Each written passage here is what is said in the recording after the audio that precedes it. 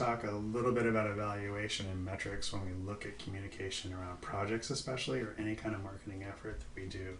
So let's take a look at some ways to do that.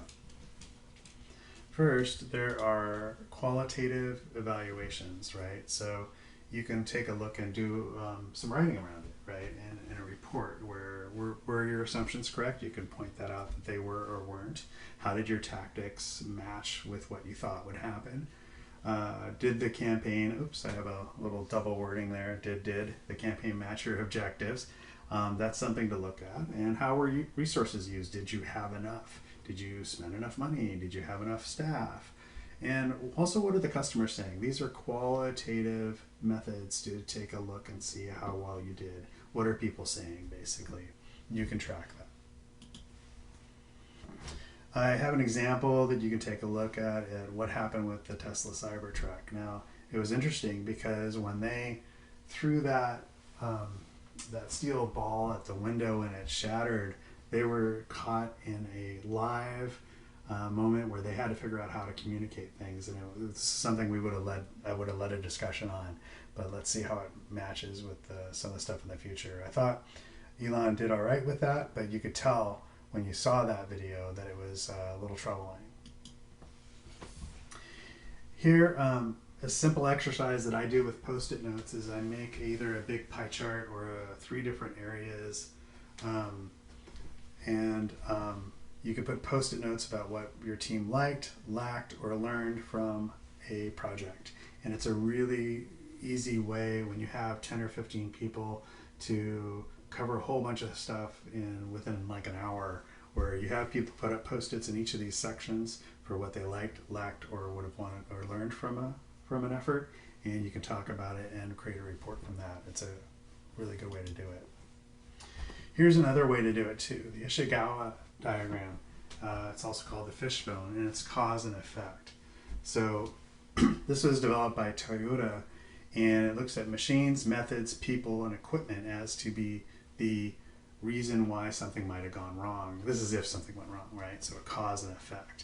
And here's an example. So 4% of my double chocolate chip cookies were burnt, right? I'm a cookie maker.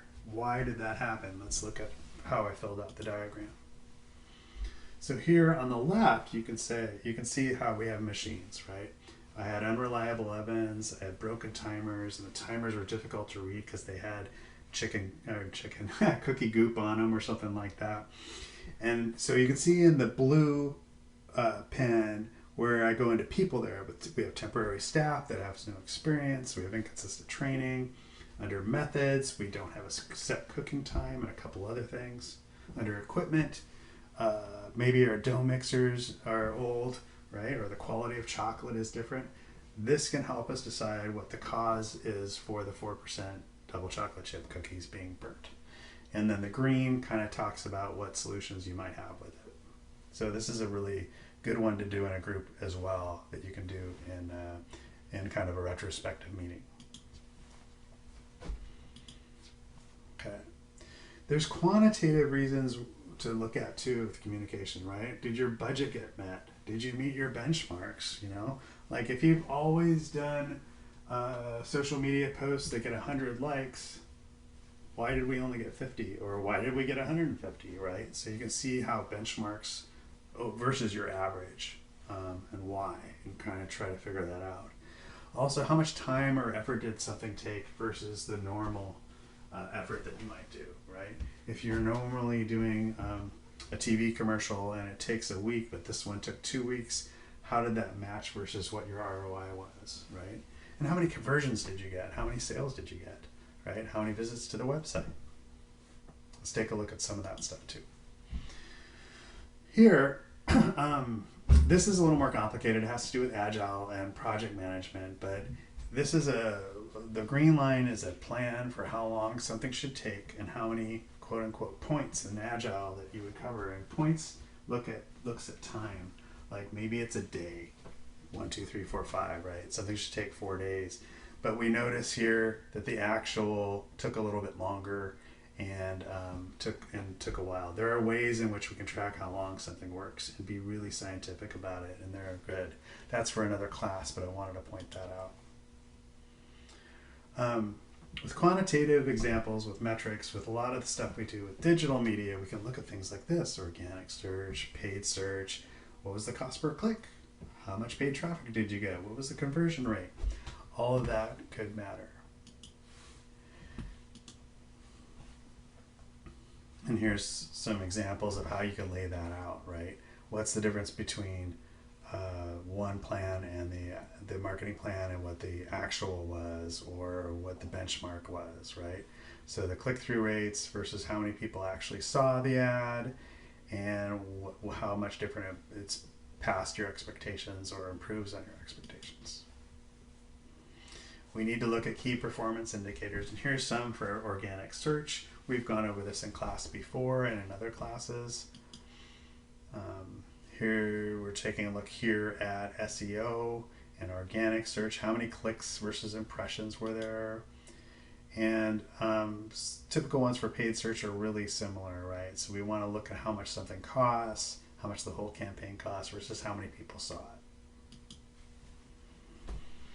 And that's just an example of an ad where it shows that kind of thing. It's really good to get as scientific as possible as you can, right? Here's an example of Facebook posts and how much reach they got and how much engagement they got. Right, here's some ads and how much engagement they got, how many people reached it, how much it costs. These are things we need to look at to see how successful we are. Even with direct mail, right, you can look at the number mailed, the number that were returned because the address was wrong, how many people used the promo code you only used in the direct mail, how many people used the coupon you sent. There should always be a way that you can see how well you did, right? Another way to look at it is to look at the step-by-step in the sales funnel, right? So tofu is top of the funnel, mofu is middle of the funnel, and bofu is bottom of the funnel. And that can take a look at these kind of things, like what are people saying, how many people kind of take that extra step versus how many sales and purchases you have. This is just an example of Google Analytics and how you can set up a funnel in Google Analytics, which is a beautiful way to see how well your campaign did. All right? And that's it for what would have been the class.